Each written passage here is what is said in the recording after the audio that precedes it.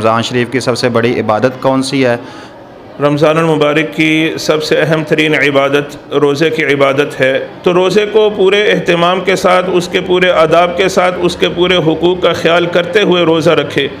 السلام علیکم ناظرین، آپ کا میزبان حافظ فیصل آپ کی خدمت میں حاضر اور آپ دیکھ رہے ہیں فائق نیوز۔ شان رمضان پروگرام کے ساتھ میرے ساتھ موجود ہیں علامہ عبدالشکور صاحب۔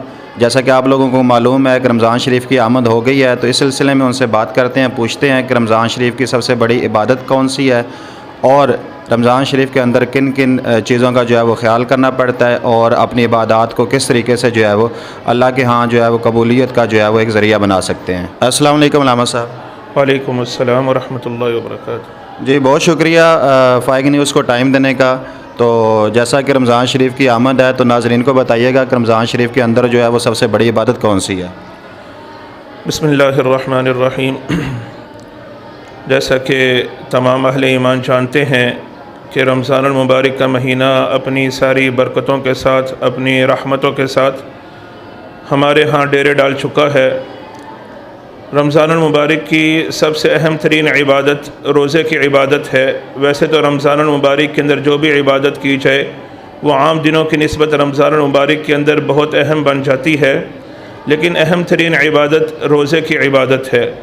قرآن کریم کے اندر اللہ رب العزت نے فرمایا کہ یا ایھا الذین آمنوا کتب علیکم الصیام کما کتب علی الذین من قبلکم لعلکم تتقون، کہ اے ایمان والو تم پر روزے فرض کیے گئے ہیں جیسا کہ تم سے پہلی امتوں پر فرض کیے گئے تھے، لعلکم تتقون، تاکہ تم متقی اور پرہیزگار بن جاؤ۔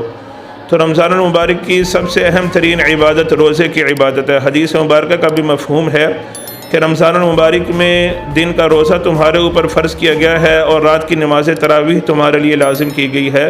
تو رمضان المبارک کی اہم ترین عبادت روزے کی عبادت ہے۔ جی ماشاءاللہ سبحان اللہ۔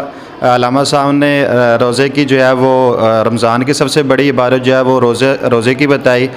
تو پوچھتے ہیں کہ رمضان شریف کے اندر جو ہے وہ اپنی عبادات کو کس طریقے سے کریں تاکہ اللہ کے ہاں وہ عبادات جو ہیں وہ مقبولیت کا جو ہے نا وہ ذریعہ بنے؟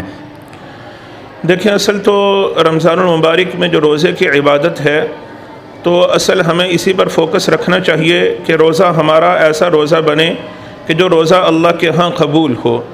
حدیث مبارکہ کے اندر آتا ہے، نبی کریم صلی اللہ علیہ وسلم کے ارشاد پاک کا مفہوم ہے کہ جو انسان روزہ رکھ کر بھی غلط کام اور جھوٹ بولنا نہ چھوڑے تو اللہ کو اس کے بھوکے پیاسے رہنے کی ضرورت نہیں ہے۔ تو روزے کا اصل مقصد یہ ہے کہ انسان روزہ رکھے تو روزے کو پورے اہتمام کے ساتھ، اس کے پورے آداب کے ساتھ، اس کے پورے حقوق کا خیال کرتے ہوئے روزہ رکھے۔ قرآن کریم کے اندر جو روزے کی حکمت ظاہری بیان کی گئی ہے وہ یہ بیان کی گئی ہے لعلکم تتقون، تاکہ روزے دار متقی اور پرہیزگار بن جائے۔ تو انسان کو تقویٰ اسی صورت میں حاصل ہوگا جب وہ روزہ رکھ کر اپنے آپ کو گناہوں سے بچائے گا۔ روزہ رکھنے کا صرف یہ مقصد نہیں ہے کہ اپنے آپ کو بھوکا پیاسا رکھا جائے اور کھانے پینے سے اپنے آپ کو روکا جائے، بلکہ روزہ رکھنے کا مقصد یہ ہے کہ جس طرح انسان اپنے آپ کو کھانے پینے سے روکتا ہے، اس طرح انسان اپنے آپ کو گناہوں سے بھی بچا کے رکھے۔ جس طرح اس نے پیٹ کا روزہ رکھا ہے کہ پیٹ کے اندر کچھ جانے نہیں دے رہا، اس طرح اس کو چاہیے کہ اپنی آنکھ کا بھی روزہ سمجھے، اپنی زبان کا بھی روزہ سمجھے، اپنے کانوں کا بھی روزہ سمجھے، اپنے جسم کے تمام اعضاء کا روزہ سمجھے کہ کانوں سے کوئی غلط چیز نہ دیکھے، غیر محرم کو نہ دیکھے، فحش مناظر نہ دیکھے، ٹی وی ڈرامے نہ دیکھے، فلمیں نہ دیکھے۔ اسی طرح کانوں سے اپنے آپ کو کانوں کے گناہوں سے بچائے کہ ان کانوں سے فحش کلامی نہ سنے، گانا بجانا نہ سنے، میوزک نہ سنے۔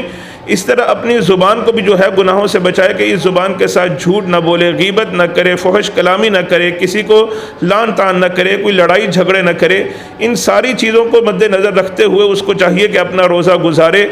دیکھیں، رمضان المبارک سے قبل ہمارے لیے کھانا پینا حلال تھا، بیوی کے ساتھ ہم بستری حلال تھی، لیکن جیسے ہی رمضان شروع ہوا تو اللہ رب العزت نے ہمیں منع فرمایا کھانے پینے سے اور بیوی سے ہم بستری سے روزے کی حالت میں، ہم نے حلال کام چھوڑ دیے۔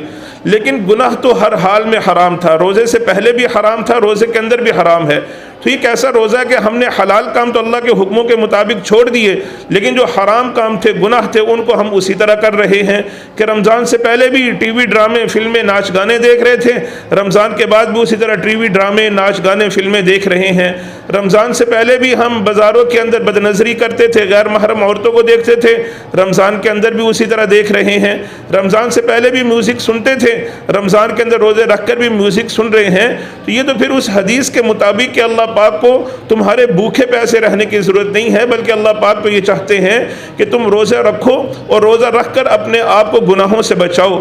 جو روزہ گناہوں سے بچا کر رکھا جائے گا اور روزہ رکھ کر روزے کی حفاظت کی جائے گی، اللہ رب العزت سے امید ہے کہ وہ روزہ اللہ کے ہاں قبول ہوگا۔ اور اگر روزہ رکھ کر ہم اپنے گناہ اسی طرح ہم نے جاری و ساری رکھے تو وہ سوائے بھوکے پیاسے رہنے کی تکلیف کے ہم نے کچھ حاصل نہیں کیا۔ اللہ رب العزت عمل کی توفیق عطا فرمائے۔ جی علامہ صاحب، بہت شکریہ آپ کا ٹائم دینے کا۔ جزاک اللہ۔ اللہ پاک ہمیں عمل کی توفیق عطا فرمائے۔ ماشاءاللہ بہت خوبصورت باتیں کی علامہ صاحب نے۔ اسی کے ساتھ اپنے میزبان حافظ فیصل کو دیجیے اجازت۔ دیکھتے رہیے فائق نیوز۔ اللہ نگہبان۔